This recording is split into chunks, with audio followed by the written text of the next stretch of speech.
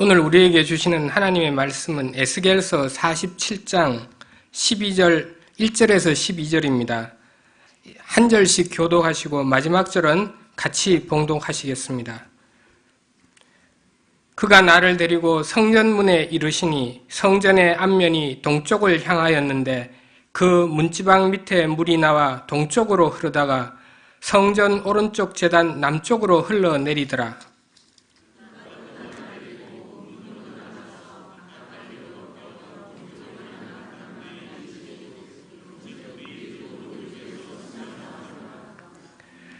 그 사람이 손에 줄을 잡고 동쪽으로 나아가며 천척을 측량한 후에 내게 그 물을 건너게 하시니 물이 발목에 오르더니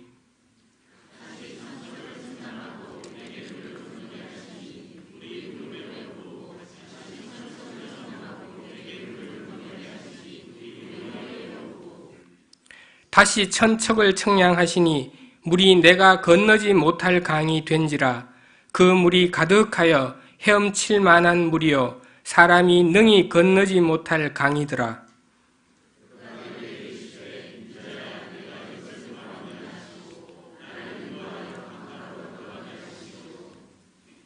내가 돌아가니 강 좌우편에 나무가 심히 많더라.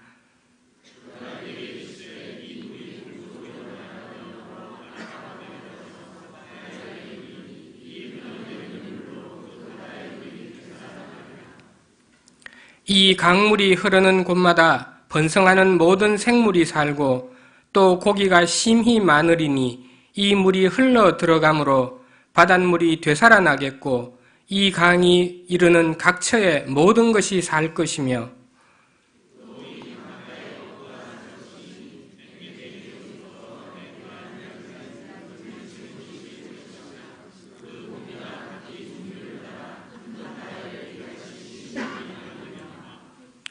그 진펄과 개펄은 되살아나지 못하고 소금 땅이 될 것이며 강 좌우 가에서 각종 먹을 과실나무가 자라서 그 잎이 시들지 아니하며 열매가 끊이지 아니하고 달마다 새 열매를 맺으리니 그 물이 성소를 통하여 나옴이라.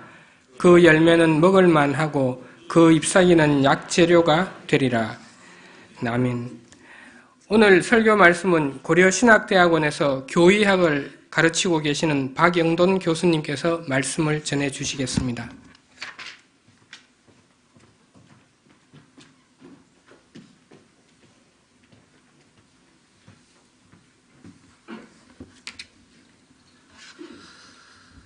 지금까지 샘물교회를 인도해 주신 주님께서 더 충만한 은혜로 우리 성도님들과 함께 하기를 빕니다. 이 뜻깊은 주일에 지난 날을 돌아보며 감사하고 그리고 앞으로 이 교회가 나아갈 비전을 발견하는 은혜가 우리와 함께 하기를 바랍니다. 이제 샘물교회가 성장해온 지난 20년과는 아주 다른 상황을 맞이하게 되었습니다. 젊은이들이 교회를 떠나고 있고 주일학교가 점점 쇠퇴해져서 사라져가고 있습니다. 기성교회에 실망해서 교회에 다니지 않는 그리스도인들이 점점 늘어나고 있죠.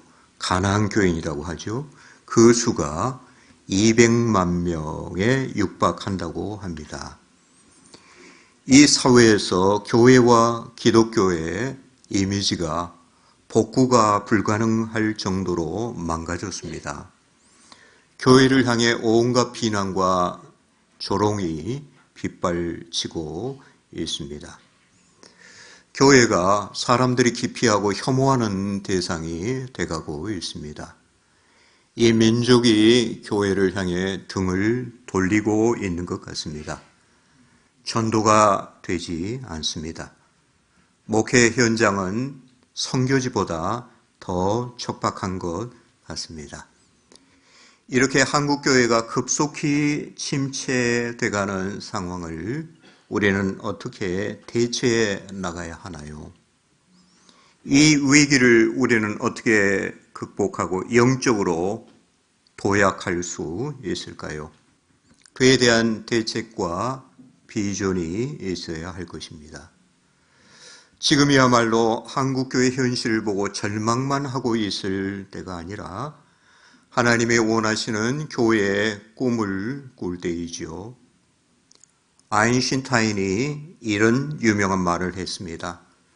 상상해 낼 수 없다면 이루어 낼 수도 없다.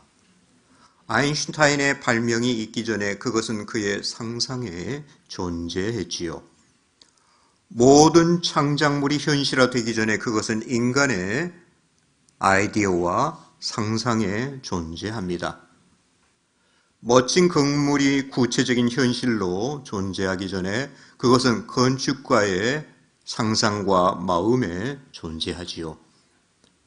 마찬가지로 좋은 교회가 세워지기 전에 그 교회는 우리 마음과 비전에 태동됩니다.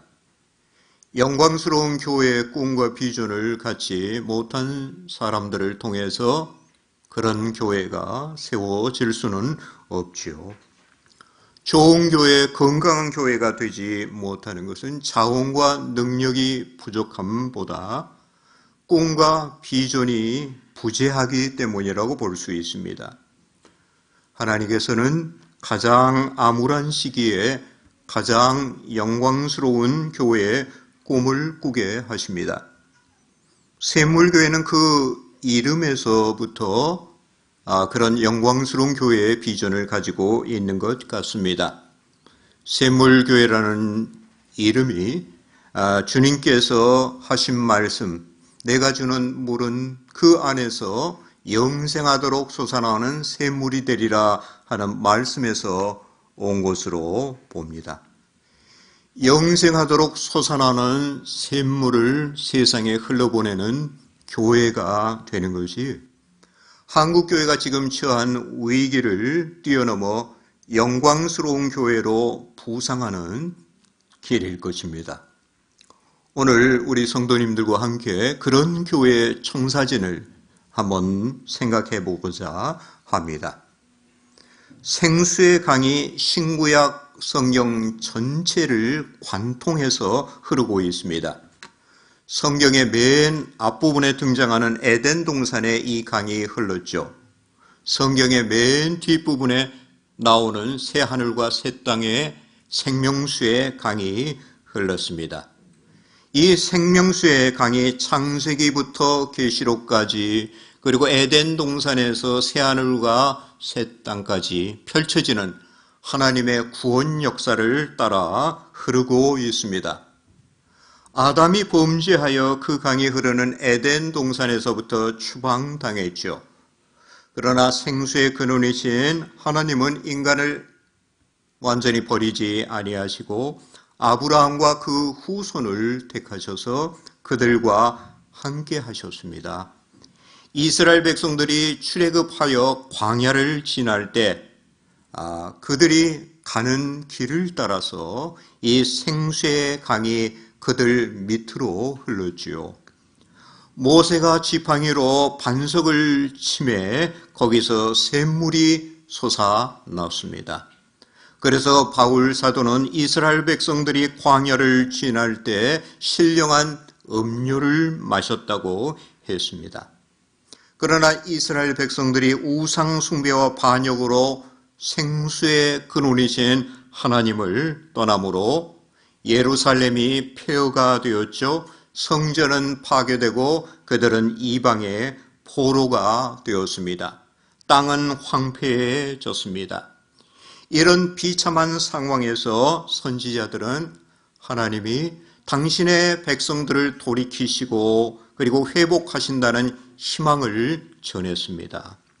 선지자들의 메시지에 다시 생수의 강이 등장하지요. 광야의 강이 흐르고 화초가 피며 물된 동산과 같이 되리라고 했습니다.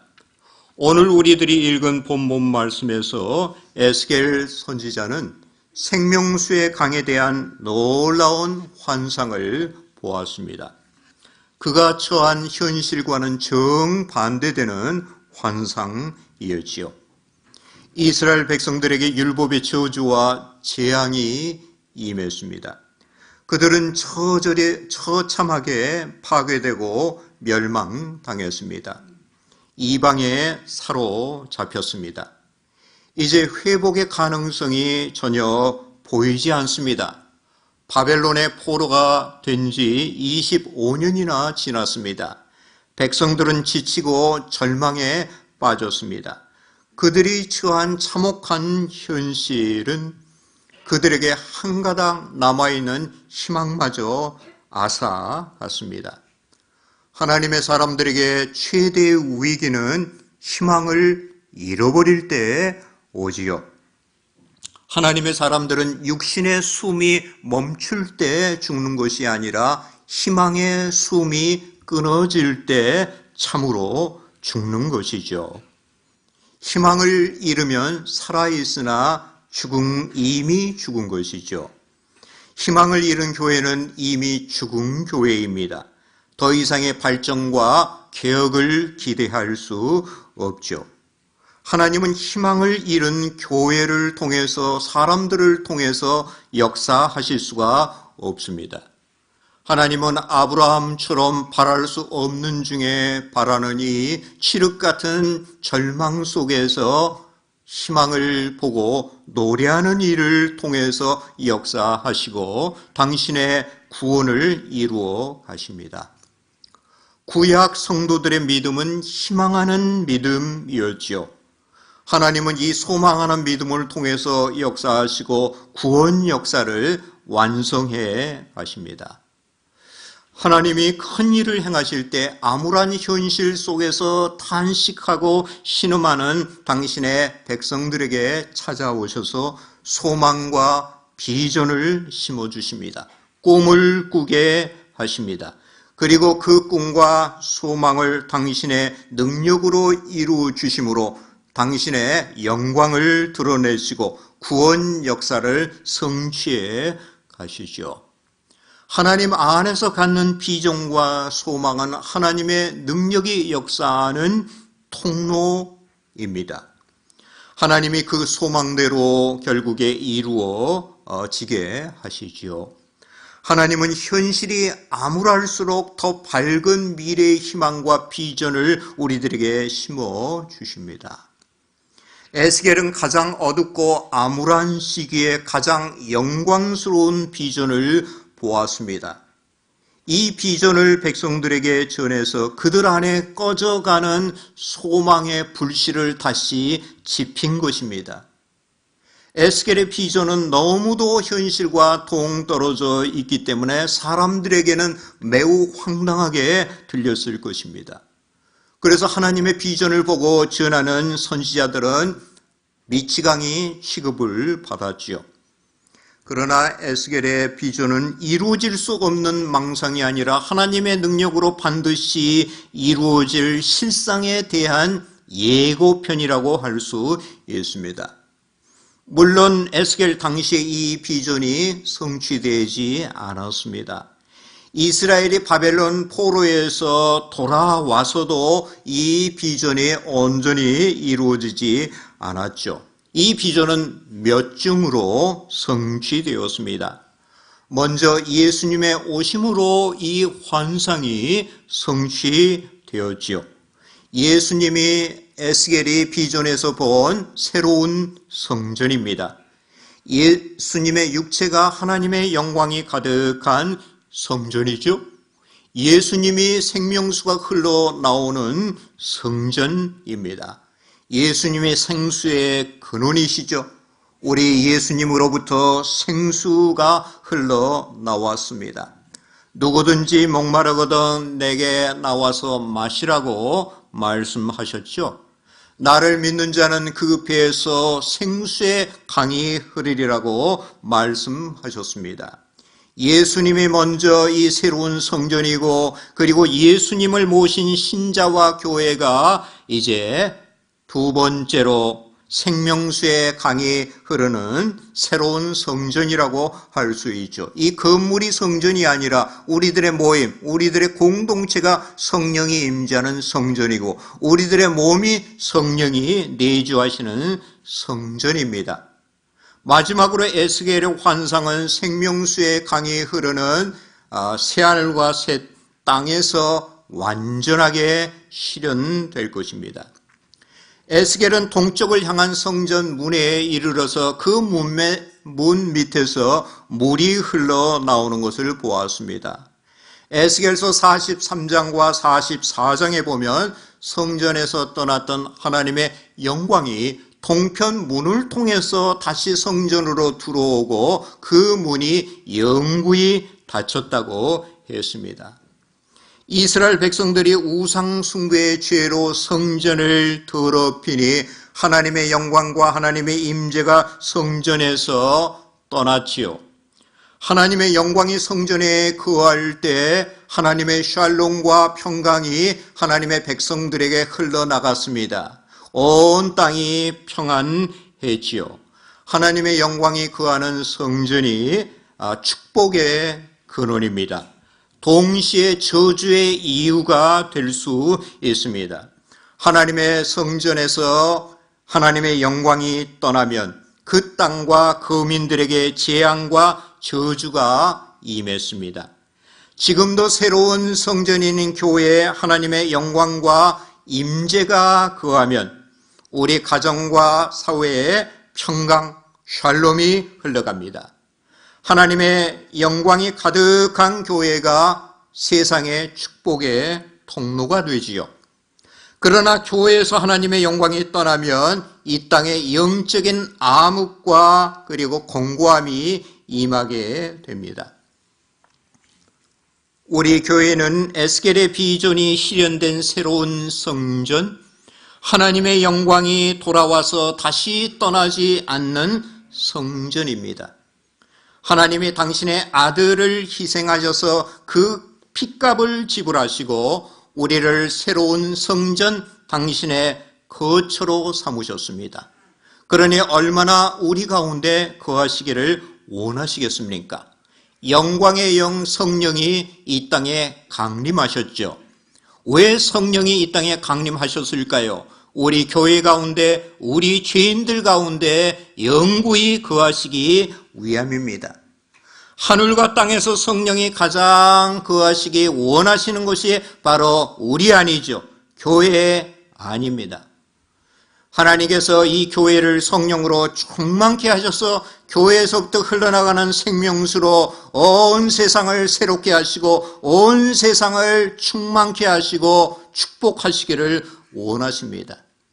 그래서 우리 신자들과 교회가 성령으로 충만케 되는 것은 우리들에게 부여된 하나님의 놀라운 선물이고 은혜이며 우리들이 누릴 수 있는 특권입니다. 동시에 우리 가운데 성령이 충만히 임재하시고 역사하시는 것을 방해하지 말고 거스리지 않아야 할 우리들의 책임이 따르는 것이죠. 우리 교회의 문제는 무엇입니까? 우리 가운데 충만히 임재하시고 역사하시는 성령을 자주 거스리고 근심시키는 것이죠. 우리 신자들에게 가장 근본적이고 심각한 죄는 성령으로 충만하지 않는 것입니다. 우리 그리스도인들이 성령으로 충만하지 않는 만큼 우리들은 죄와 세상의 영향을 받을 수밖에 없습니다. 성령으로 충만하지 않은 만큼 우리들은 죄 속에 살 수밖에 없는 것이죠. 죄는 하나님의 은혜로 채워지지 않은 공허에서부터 비롯되는 것입니다. 그 영적인 공허를 우리들이 세상 것으로 채우려고 하는 데서 욕심과 죄가 따라오는 것이죠. 하나님만이 채울 수 있는 영적인 공허를 세상 것으로 채우려고 하니까 우리들에게 진정한 만족이 없습니다. 그래서 우리들은 항상 조금만 더를 원하죠. 조금만 더 돈을 벌었으면 좋겠다. 조금만 더 명예를 가졌으면 좋겠다. 조금만 더 성공했으면 좋겠다. 그러나 그것을 이룬다고 해서 우리들에게 만족은 없습니다. 더 깊은 공허와 허탈이 우리들에게 몰려옵니다. 우리 인간은 중독성이 강한 존재로 지음을 받은 것이죠. 죄가 공허에서 비롯된 것처럼 모든 선함은 충만에서부터 나오는 것이죠. 성령으로 충만해서 흘러 넘칠 때 우리들은 하나님의 원하시는 선한 삶을 살 수 있죠. 그리스도인의 삶을 살 수 있습니다. 죄를 온전히 감당할 수 있습니다. 교회가 세상에서 제 역할을 할 수 있죠. 그래서 기독교 영성은 비움의 영성이 아니라 체험의 영성이죠. 충만해서 흘러 넘치는 영성입니다. 우리 성령을 따라 사는 우리 그리스도인들은 넘쳐 흐르는 삶을 살아가는 이들이지요. 우리가 성령의 충만한 임재를 거스리게 되면 성령이 우리를 아주 떠나시지는 않지만, 그러나 우리 가운데 성령님이 심히 슬퍼하시고 탄식하십니다. 그러면 교회와 신자 안에서 성령의 능력이 역사하실 수가 없죠. 하나님의 영광이 나타나지 않습니다. 우리 안에 성령의 기쁨과 평강이 고갈됩니다. 우리가 생수를 마시지 못하니 영적으로 질식할 지경에 이르게 되지요. 예수를 믿는데도 죽을 맛입니다. 우리 삶에 생명수가 없으니 우리가 황량한 사막과 같이 이 열매를 맺지 못합니다. 영적인 불모 상태가 되는 것이죠. 우리 가운데 거하시는 성령을 근심케 하면 교회가 영적으로 피폐해집니다. 생명력을 잃게 됩니다. 신자와 교회가 성령으로 충만하지 못하면 생명수를 세상으로 흘려보내는 것이 아니라 오히려 세상의 죄와 그리고 사단의 세력이 교회 안으로 밀려 들어옵니다. 그래서 교회가 죄와 세상의 포로가 되는 것이죠. 영적으로 비참하고 공고한 지경이 됩니다. 교회에서 생명수가 흘러가느냐 그렇지 않느냐에 모든 것이 달려있다고 볼 수 있습니다. 교회에서 생명수가 흘러가면 온 세상에 생명과 치유와 회복의 역사가 왕성하게 일어납니다. 그러나 그렇지 못하면 세상에서 죄 오물이 교회로 밀려 들어옵니다. 그래서 교회뿐만 아니라 세상뿐만 아니라 교회까지 부패하게 되지요. 교회가 타락하고 세속화하게 되면 세상보다 더 썩고 악취나는 죄 오물을 세상에 방출하게 되지요. 그래서 세상을 더 어둡고 세상을 더 부패하게 하는 교회가 됩니다. 이런 현상이 지금 한국교회에 나타나는 것을 보면서 너무도 안타까움을 느끼게 됩니다. 교회가 세상을 걱정해야 되는데 세상이 교회를 지금 걱정하고 있습니다. 어떤 목사는 어느 날 하나님이 교회에서 성령을 아주 걷어가셔도 우리는 그 사실조차 알아채지 못하고 지금까지 해왔던 것과 똑같이 예배드리고 봉사하며 신앙생활을 할 것이라고 했습니다. 성령이 아주 떠나가도 그 차이를 느끼지 못할 정도로 우리는 성령의 은혜 없이 신앙생활 하는데 익숙해 있는지 모르겠습니다. 여러분의 삶에서 성령의 능력으로 행하는 것이 과연 무엇이 있습니까? 성령의 능력이 없이도 얼마든지 할 수 있는 종교적인 일, 교회의 일에 익숙해 있지 않습니까?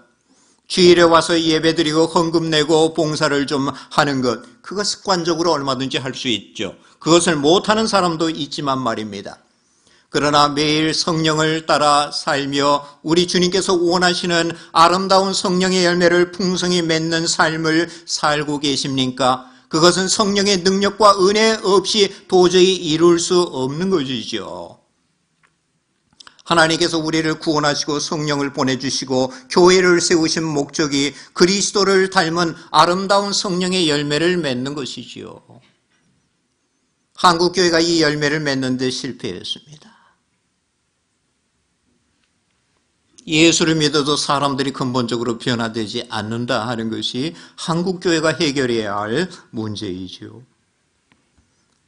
우리가 추구하는 것이 과연 무엇입니까? 그리스도의 영광입니까? 그리스도의 형상을 담는 것입니까? 이 열매를 맺는 것입니까? 우리가 가장 욕망하는 것이 무엇입니까? 우리가 가장 욕망하는 대상이 우리가 실제 섬기는 예배하는 신입니다. 우상입니다.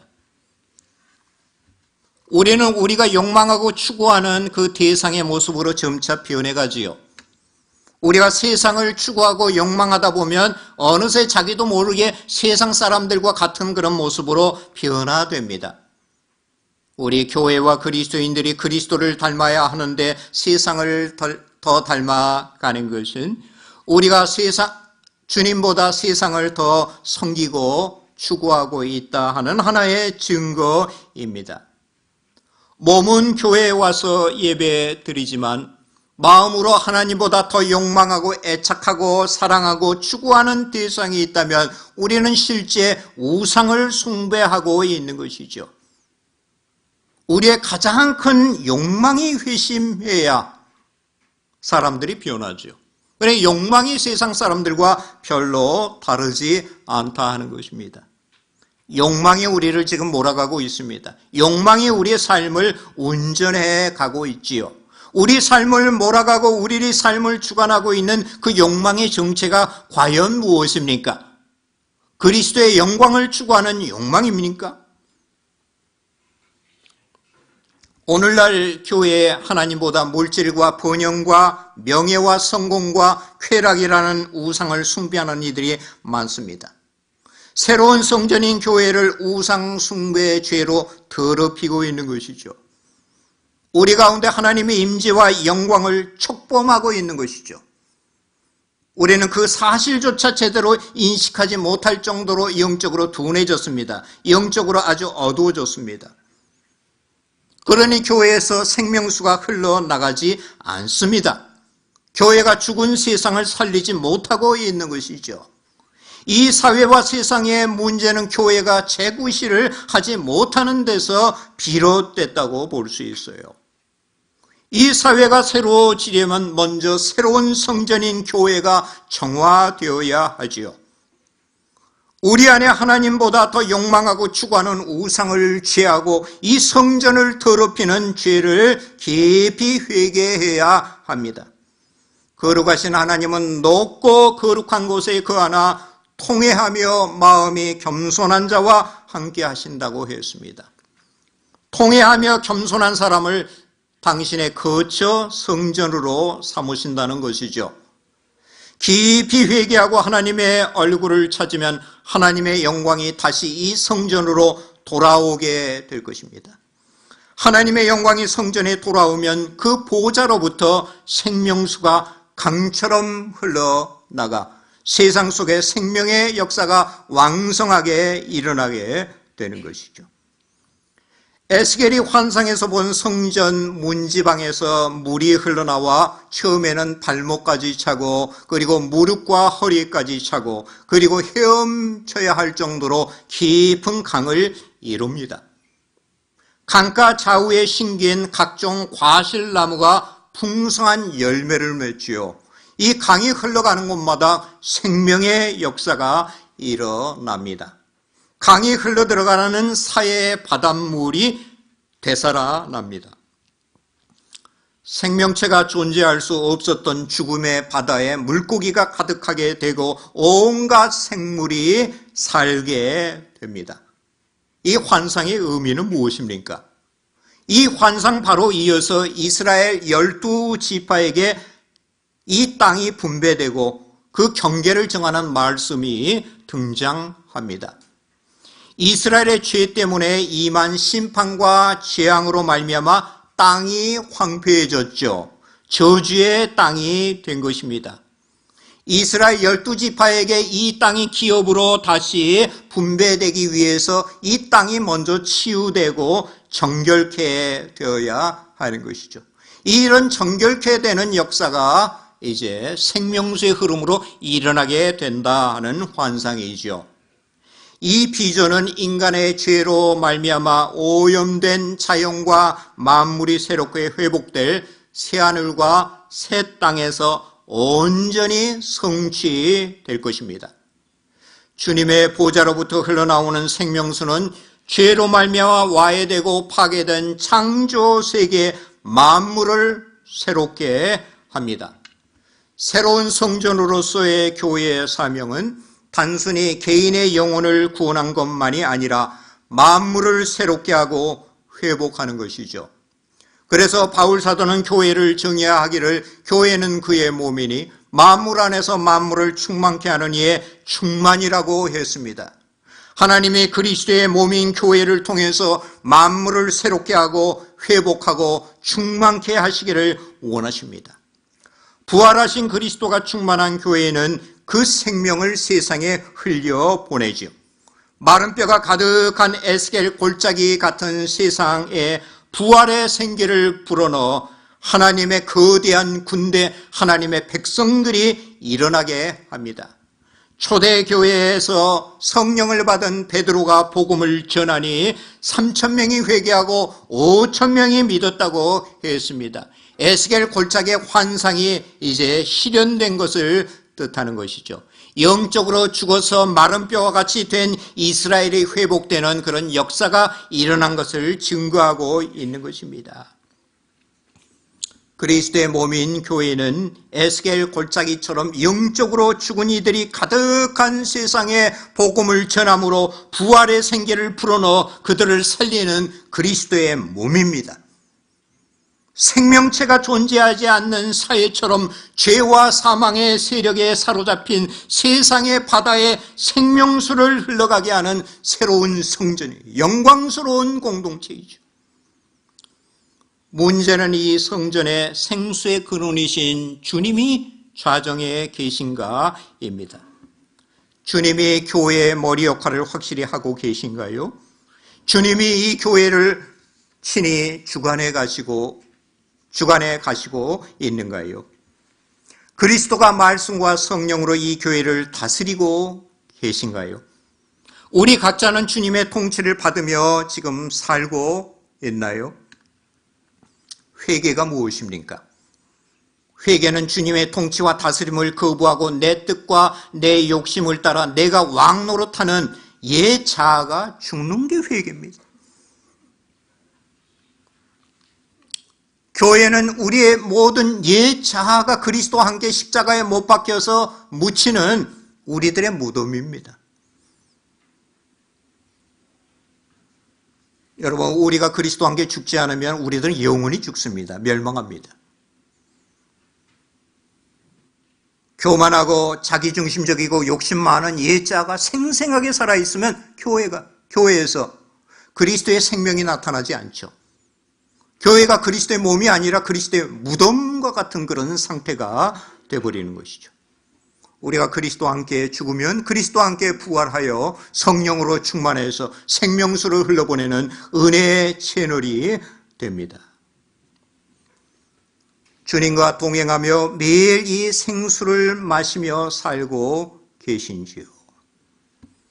이 생수를 마시게 하시기 위해서 우리 주님께서 십자가에 못 박히셨죠. 우리 육신이 매일 물을 마셔야 사는 것처럼 우리 그리스도인들은 매일 성령의 생수를 마셔야만 참으로 사는 것이죠. 우리 주님께서 십자가에 못 박히심으로 그 고난의 대가로 우리들에게 성령의 생수를 선물로, 값없이 주시는 선물로 우리들에게 허락하셨습니다. 우리를 위해서 십자가에서 못 박힌 주님의 옆구리에서 피와 물이 흘러나오듯이 거기에서 성령의 생수의 강이 흘러나오지요. 여러분, 무한히 그 생수가 우리들에게 공급되고 있습니다. 무한 리필입니다. 한없이 이 생수를 마실 수 있는 것이죠. 여러분, 예수를 믿음에도 불구하고 영적으로 피폐하고 공고한 삶을 살고 계십니까? 주님이 이 성전, 당신의 성전에 서서 우리를 부르고 계십니다. 누구든지 목마르거든 나에게 나와서 마시라고 우리들에게 부르고 계시죠. 주님께서 주시는 이 생수를 마시면 이 물이 우리 안에서 영생하도록 솟아나는 샘물이 됩니다. 또 이 물이 우리 안에서 강을 이룹니다. 우리를 통해서 이 생명수의 강이 다른 사람들에게 흘러가게 되는 것이죠. 많은 사람들을 부욕해 하고 그리고 많은 사람들을 살리는 그러한 은혜의 채널 역할을 우리가 하게 됩니다. 이 생수를 마시면 시들었던 우리의 인생이 확 피게 되죠. 풍성한 생명과 자유와 평강을 누리며 아름다운 열매를 맺게 됩니다. 이 성전 가운데 거하신 우리 주님께서 공급해 주시는 이 생수를 매일 마시는 우리 성도님들 되시기 바랍니다. 에스겔의 성전에서 흘러나오는 물이 점점 깊어지듯이 샘물교회를 통해서 더 충만하고 풍성한 생명의 역사, 치유와 회복의 역사가 일어나기 바랍니다. 우리 가정과 사회로, 우리 다음 세대로, 세상 열방으로 생명수가 강처럼 흘러가게 하는 그러한 교회가 되기를 기원합니다. 거룩하신 우리 하나님 아버지, 지금까지 샘물교회를 선히 인도해 주심을 감사합니다. 앞으로도 이 교회에 충만히 임재하여서 주님의 영광을 나타내시고 생명수를 세상에 강처럼 흘러보내는 교회로 성장할 수 있게 해 주옵소서. 예배를 드리며 주님께 헌물을 또 올려드립니다. 저들에게 영육간에 꼭 필요한 은혜로 함께해 주옵소서. 우리 주 예수 그리스도의 은혜와 하나님 아버지의 극진하신 사랑과 성령의 교통하심이 하나님의 영광이 충만하며 생명수가 강처럼 흘러가는 교회를 세우기를 소원하는 사랑하는 모든 교우들 위해 영원히 함께 있을지어다.